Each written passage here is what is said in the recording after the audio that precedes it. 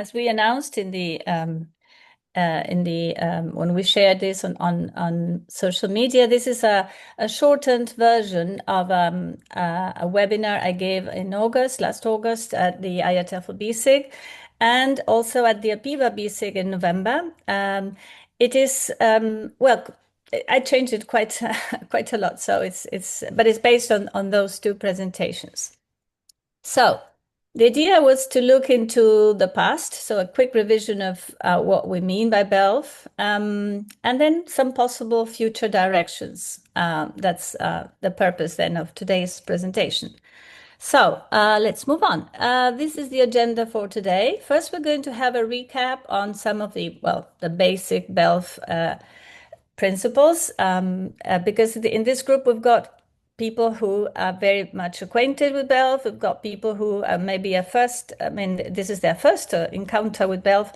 So we always have a short while to discuss the basics, let's say. Then we're going to be discussing our role, business English trainers, as agents of a more inclusive and equitable society. So have you ever thought of yourselves as business English trainers having this role? So this is part of linguistic ecology. Very interesting stuff that's going on at the moment. And then we're going to move forward and have a look at BELF in the age of AI and automation. And this is, of course, full of, mostly uncertain, but well, the idea is to discuss possible directions in which BELF might be moving. Who knows? Okay, so the recap first. First of all, I'd like to make a point about the acronym, because, the acronym stands, if you look at the letters, it will be Business English as a Lingua Franca. But back in 2013, I think, Kankaranta and her partner discussed this, challenged this acronym. And instead of talking about business English, instead of business modifying English, it's not a type of English, but it's English as a business lingua franca. Of course, the acronym remains the same, but we would rather, say that it stands for English, the language, right? So English is used in business contexts. English is the vehicle used in a certain domain. So the noun business modifies lingua franca and not English. And this is the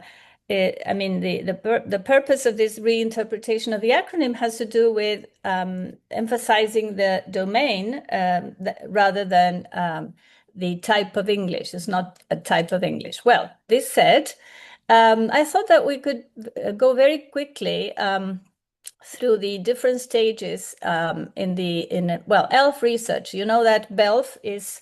ELF is the umbrella term, and BELF is within this umbrella term, this field of research.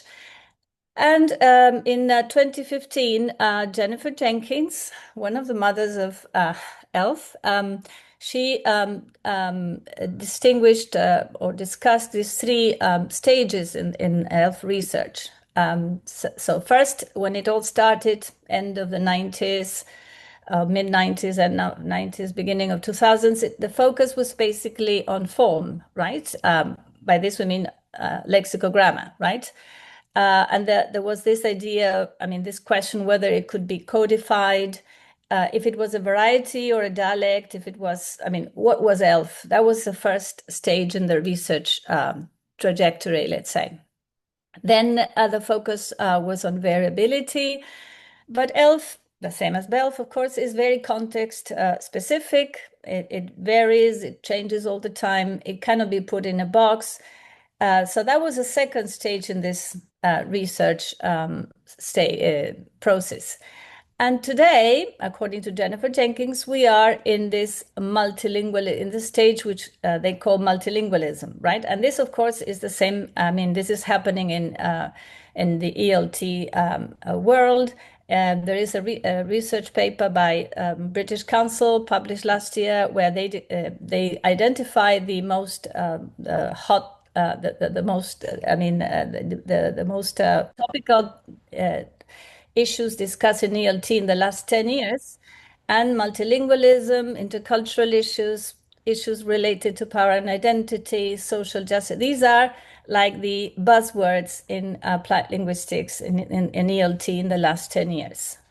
And well, ELF and BELF research is, of course, aligned with this. English is never alone.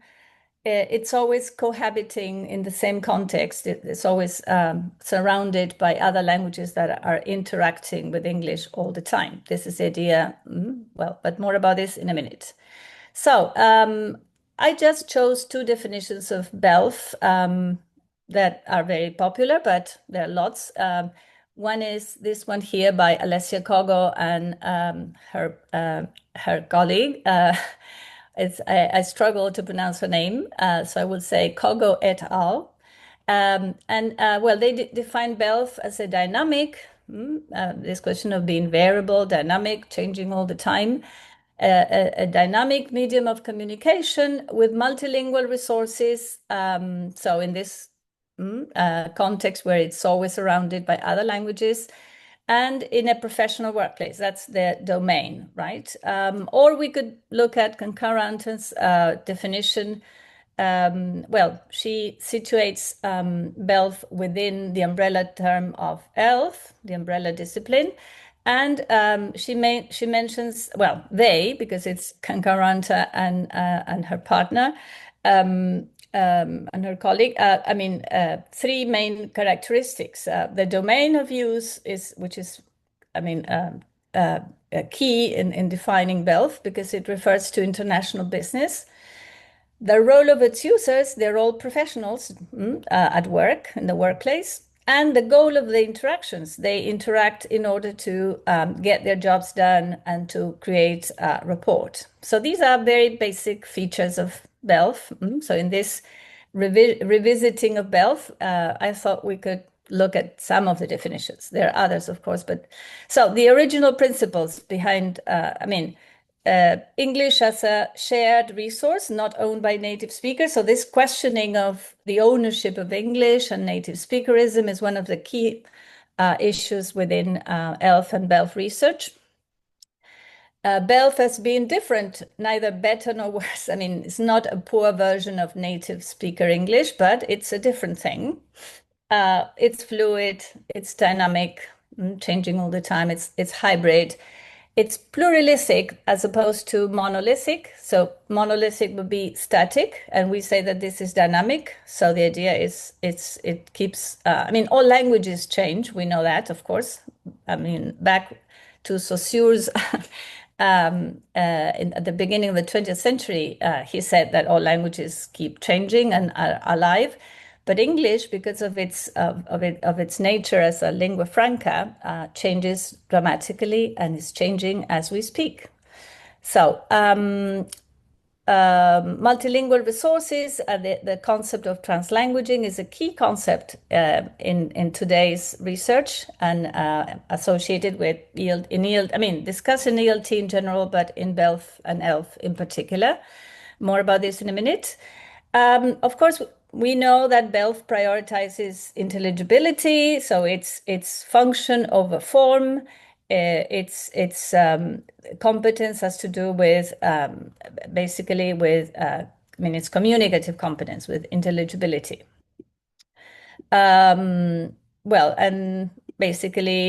Pragmatic strategies are key within BELF, and the purpose is this: to achieve clarity, mutual understanding, collaboration. So these are the basic BELF principles for those of you who are not that familiar with the field. I thought that discussing this, going back to the basics, this was a very good, but this is based on an article by Conranta and her colleagues. Like we said that Seidlhofer and Jenkins could be considered the mothers of ELF, and then, and Concurrenta could be considered the mother of BELF. And we were very honored to have her as one of our speakers when this group started. We started meeting back in 2022. It's going to be 4 years now in June. She was the speaker. I think it was the very first session we had. Here the idea is English as a corporate language, and they use this metaphor based on Goffman's dramaturgical, version of this question of the back and the front stage. So, like the use of English in a company has these two, they say, like these two uses, right? There is a front stage use where this, I mean, English is the official language. It's the voice of the corporation, and here it's not BELF. Here it's English. I mean, mostly English as a native language. And it's top down in the sense that it's company policy, it's management that says, well, English is the company language, and imposes the use of this language to the rest of the people in the company. It has to do with the company's image mostly. And in this context, English is like a standalone language, right? It's not, there's no translanguaging, no multilingualism, it's just English. And it's basically you see that the use of English in this context has to do with, I don't know, if you look at the web page of a company, the idea is standard English. If you look at if it's a CEO making a presentation of a company during a roadshow, most probably the aim will be to use, standard English, and it's the image of a company. Whereas what is happening at the backstage, where the people are actually working together in global teams, is not that. What is happening in the backstage is BELF. It's the voices, the individuals talking to each other, transactional use of language, doing their jobs, getting the job done. It's very situation specific. These people are the experts. They know about their in their fields. They have their expertise, and they're using the language to to do their jobs basically. And there is this multilingual context where all languages are interacting all the time. This translanguaging thing. So this was another, similar, the idea of backstage and front stage. This is Komori Glatz. She was also one of our first speakers back in 2022, and then she came back last year to this group and gave a presentation. Maybe the only thing I can add, this is very similar to Kankaranta's model framework, but she introduces the idea of a continuum, like you move like a spectrum, like you go from backstage to front stage, you go from the official English, English as an official language, to BELF as a working language all the time. You're moving around all the time, and one is not better than the other. It's not poor English versus good English. It's just different uses of English in a company, in a business setting. And well, I wanted to share with you two conversations. I was lucky enough to participate with some of my students. They work in the Buenos Aires Stock Exchange. It's the IT team, and they're working with people in, IT guys, colleagues. NASDAQ actually is the company in Sweden. Many of them are Swedish, of course, but there are lots of people who are Indian, people from Sri Lanka. So it's a global team, and sometimes they meet on a daily basis, sometimes it's weekly, and they meet to do their jobs. To discuss NASDAQ is selling the Buenos Aires Stock Exchange a post-trade platform, and they discuss super technical. It's really double Greek. I've been, participating as an observer, and some of the conversations, most of them have been recorded, and some of the conversations I've just got the recording, and in some instances I was there. And let me share with you that you don't understand a thing of what they're talking, because it's highly technical, very specialized. They use PowerPoint and they are discussing, the different adjustments they're making to the platform. And so the Argentinian team asks for changes, and the Swedish company has to provide, to make the changes, and they're still in the process of. They haven't. The platform hasn't gone live yet, right?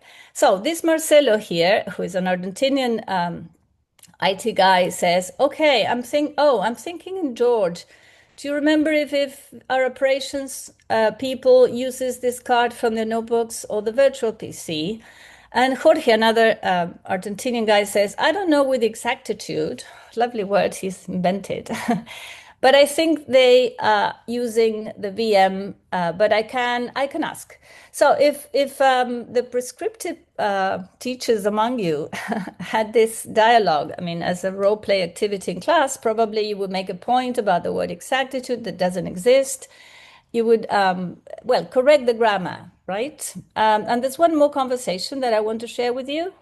This Marcelo again says, I will eliminate the another one. I don't know how much this chat persists, but there you have the whole picture. At that point, he took a screenshot of something they were discussing and he pasted it in the chat. And he says he was wondering that maybe the chat will disappear after the meeting. So he says, I don't know how the chat persists, right? Again, a very creative use of language. And they do their job. They have they have created rapport. They get along very well. There's nothing, uh, that prevents these people from actually getting the job done. Even if you see here, there are so-called, right, mistakes, of course, if you're thinking about standard English, right? And then at five something, instead of saying at five, at around five, because in Spanish you would say a las cinco más o menos, or a las cinco, right? Y algo. And of course, here the third person singular, the S is missing. But we see that this is a feature of ELF and BELF. And it's even a feature in some dialects of native dialects. The S of the third person singular is disappearing gradually, right? Okay. So to finish this section on this recap on BELF, I thought of of sharing with you this recent conceptualization of BELF and this comparison with business English. I came across this last year. It's an article written by one of our founding members, who's here at the moment, Lucas Peltonen, together with his colleague. They wrote this article, which was published 2025, and they discuss, and I thought it was a very interesting, a very interesting characterization of ELF and BELF. So they say English as a business lingua franca is English used for business purposes by speakers with different L1s. We've said that. A distinction must be made between the traditional conception of business English and BELF. And the interesting distinction is that whereas business English refers to the language required to function in the workplace, right? BELF is the actual use of English. It's not static. It's not codified. Rather, BELF is constantly evolving, right? This, we've said that BELF has this feature of being in constant, dynamic and fluid and constantly evolving. And it's negotiated in real time between interactions in different contexts. So it's different all the time. It's different from previous interactions. So when you have a book like any of the textbooks we use in business English, like, I don't know, business result, market leader, the old one, or any of the textbooks, well, that's business English. That's knowledge about English in a business context. That's grammar, that's accuracy, right? But what in the two dialogues I just showed you, the two short conversations of my learners at work, that was really BELF, right? That was real use of language. They were negotiating meaning all the time, right? Using different strategies to make themselves understood. So, okay, so that's it for the first section, the recap. Second section, as I told you at the beginning, is going to be how, I mean, our role as business English trainers. How has it been evolving or changing in the last few years? And to many business English trainers, this may sound like, what? The what? The who? Am I an agent of a more inclusive and equitable society? Well, let me share with you what is happening in the field. I mean, the research that is going on and has been published in this direction. I highly recommend this book. Alessia Cogor wrote this book together with Graham Crooks and Silvio Siqueira, and it was published in 2023. It's a lovely book, very pedagogically written, very easy reading, with lots of activities and lots of ideas. It's not only for business English, though there is a chapter about BELF. It's about it's about teaching English, as in the language, right? General English or business English. And from the title, it says language pedagogy for social justice, right? And it's a critical approach, a critical language pedagogy approach. In this book, they discuss this idea that I mentioned at the beginning of linguistic ecology. And linguistic ecology has to do with, well, languages are not alone. They're not in a compartment where you keep different languages alone.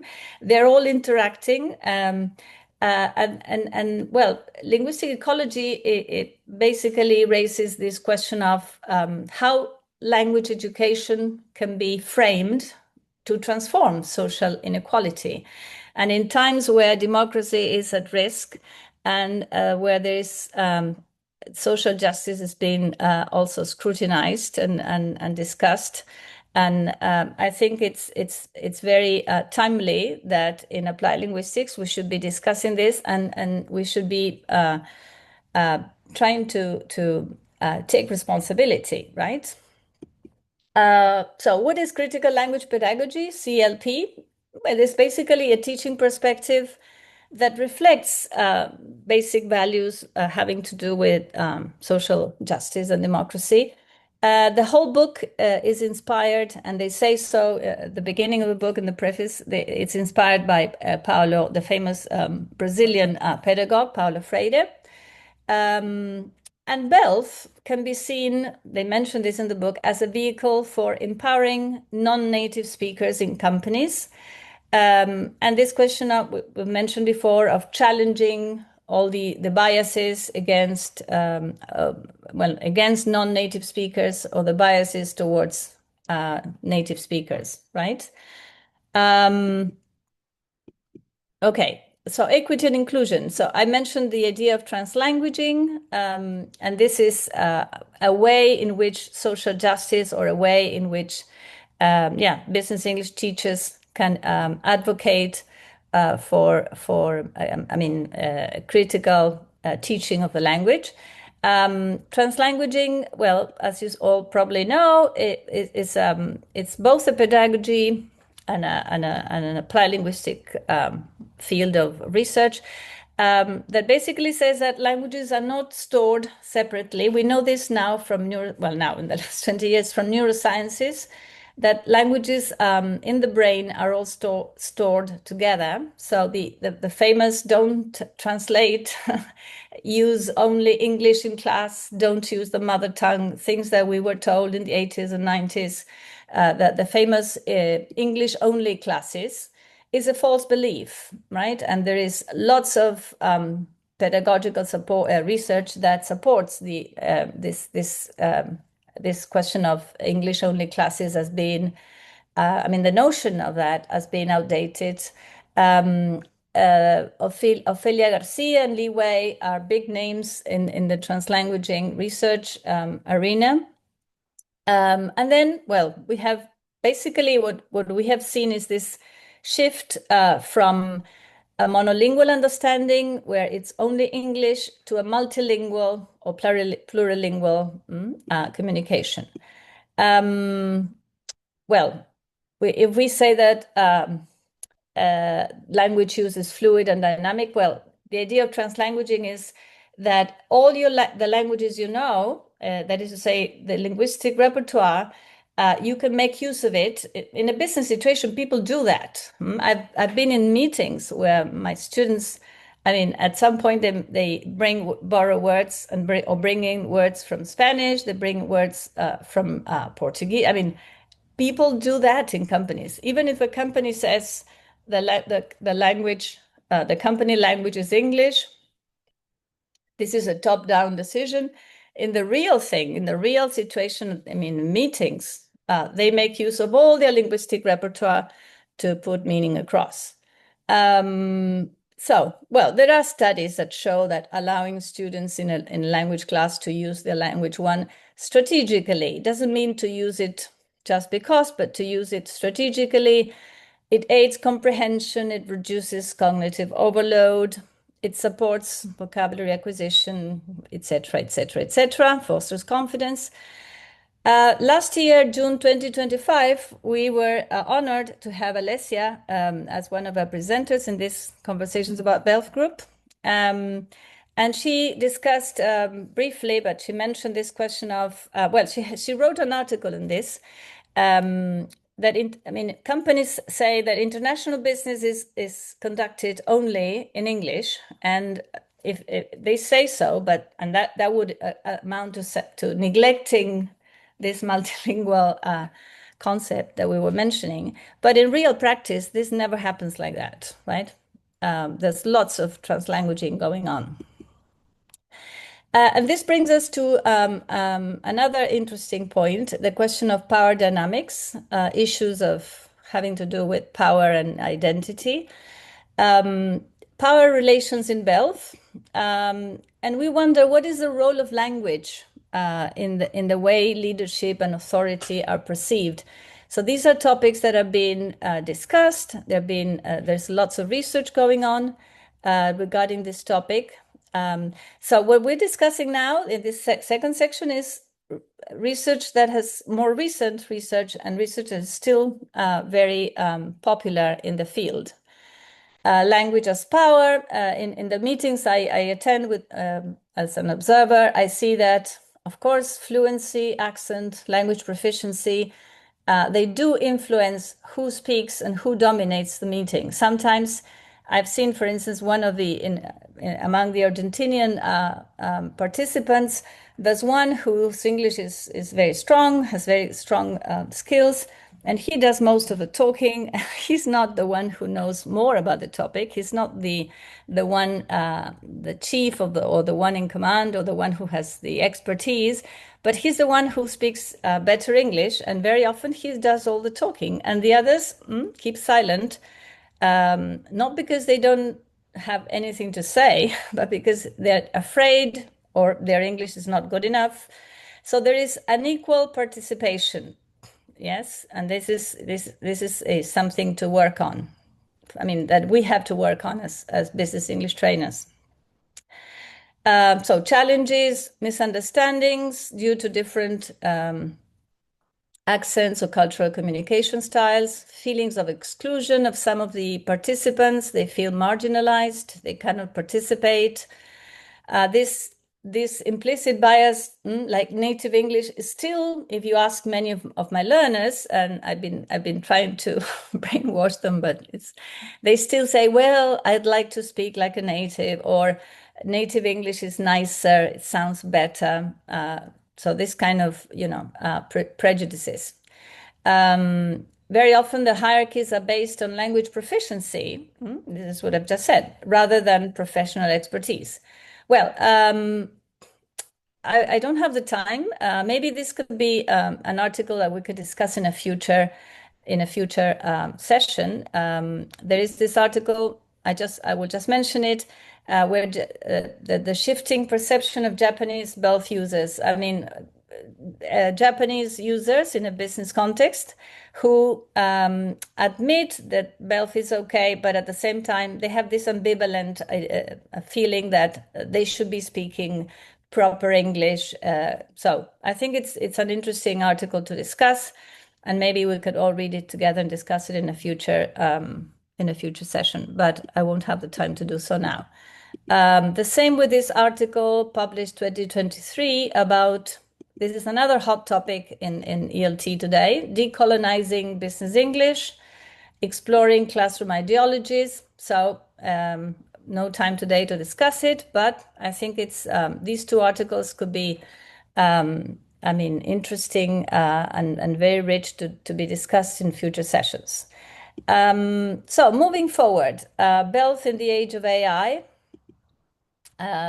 Some considerations about AI communication. Of course, there are lots of benefits, but also we see risks, and I would like to point out both benefits and risks. All these support tools like ChatGPT, Grammarly, etc., and these translation tools, they help users when it comes to clarity, but what is the danger we see from a BELF perspective? They may reinforce native speaker norms. So something to pay attention to. There is also the risk of depersonalization or over standardization. You can realize when an email you receive has been written by AI because they all look the same, they all sound the same, they're very this thing, they are depersonalized. Anybody could have written it, but it's not a person. It's like who is the voice there? Who is the writer? What is the identity of that person? You can't tell because the speaker's identity is masked, right? So AI suggestions or using AI without editing, without, let's say, proofreading it, might flatten communication styles or what about cultural nuances, right? They tend to disappear altogether. So these are benefits and risks. For instance, a Japanese executive writing an email might default to AI suggestions that sound too direct to a European partner, and then we would be missing this cultural nuance that a Japanese writer might include in an email, right? The question of idiomatic language, humor in there. So far, we don't know today. Today this is perhaps the situation, but we don't know what will happen tomorrow. So this is all very uncertain. There are new BELF contexts today with all these chatbots and voice assistants. Interesting to analyze the language being used by these chatbots. This we will skip. Digital literacy has become a communicative skill, and it's a skill that we have to teach, right? So business English trainers can coach clients on selecting the right digital tools. We have to be informed and advise our clients. And then, of course, we have to teach them how to interpret AI-generated suggestions and how to edit them and how to improve on the suggestions by AI. So encourage awareness on AI, how AI may affect the tone of a message, the clarity of a message, the interpersonal dynamics. You can role play BELF exchanges with and without AI assistance and see what the differences are and discuss this in class. Analyze how communication changes when filtered through AI tools, right? So an email written by a real person, an email written by AI, and what the differences are, and how you can use AI, but at the same time edit the output of AI.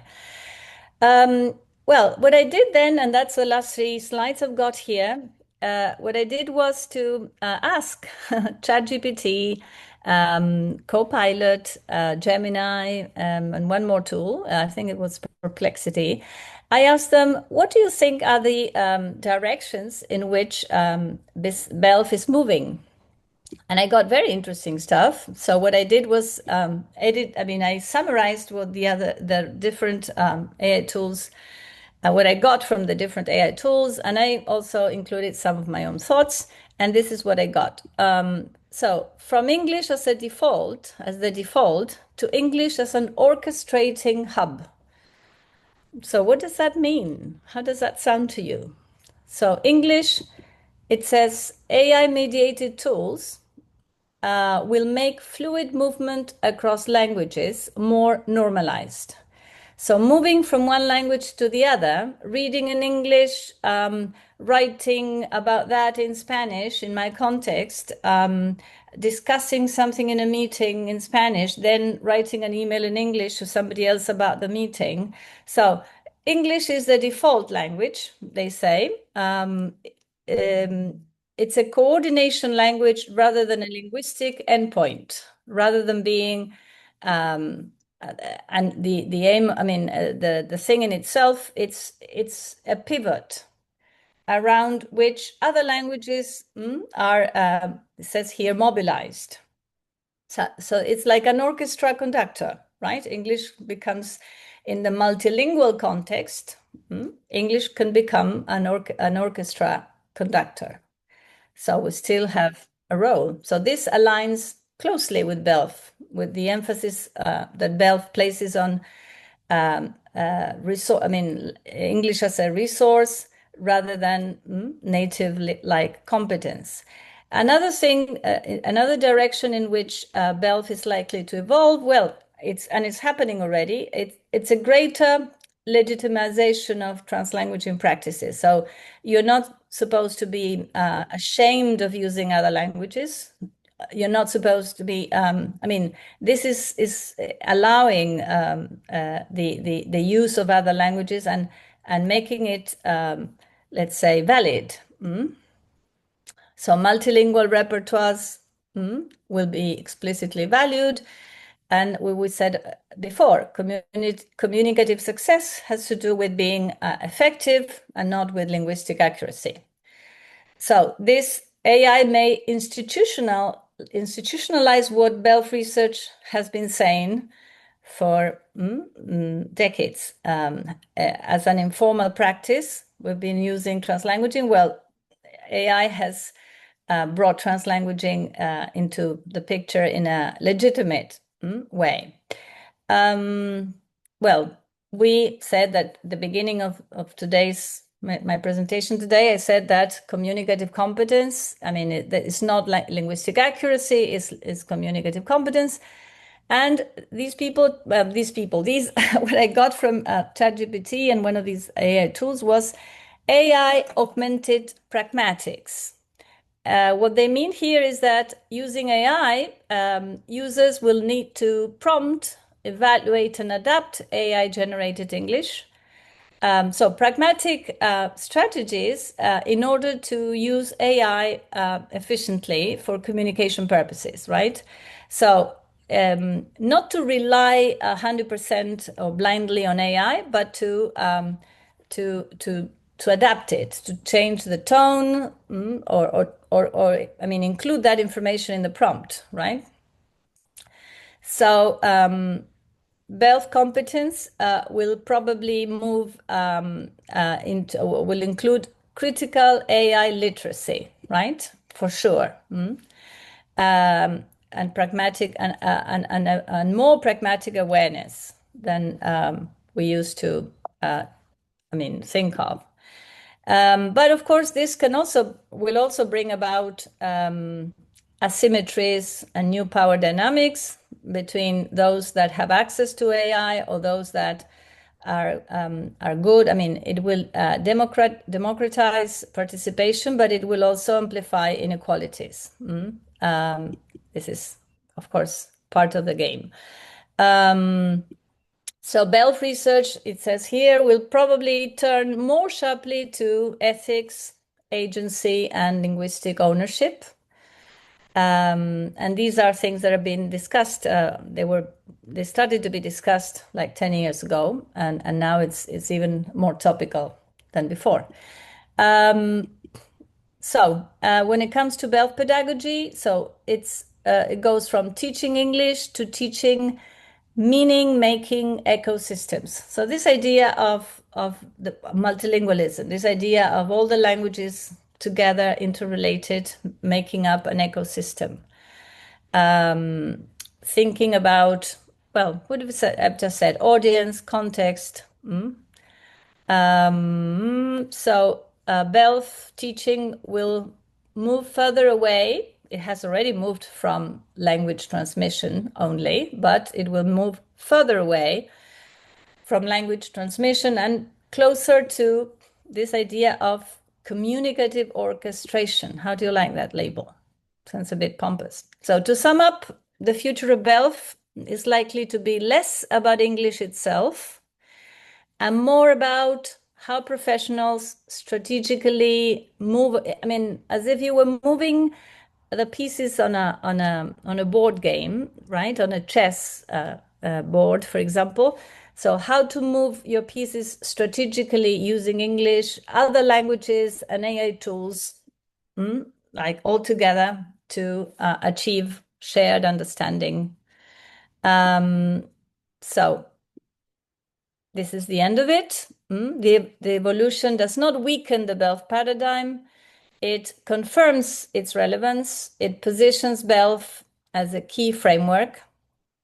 And it has to do, well, this AI, augmented multilingual workplaces. I mean, AI is already there. Our learners are using it. We are using it. So let's learn how to use it as an assistant, but keeping the role of human beings there at the same time. I'm very optimistic. Probably some of you, I'm sure that Evan is not, he's quite pessimistic about all this, but I'm still very optimistic about, look at that, about human agency and the role of humans in the process of communication in the business sector and in life in general.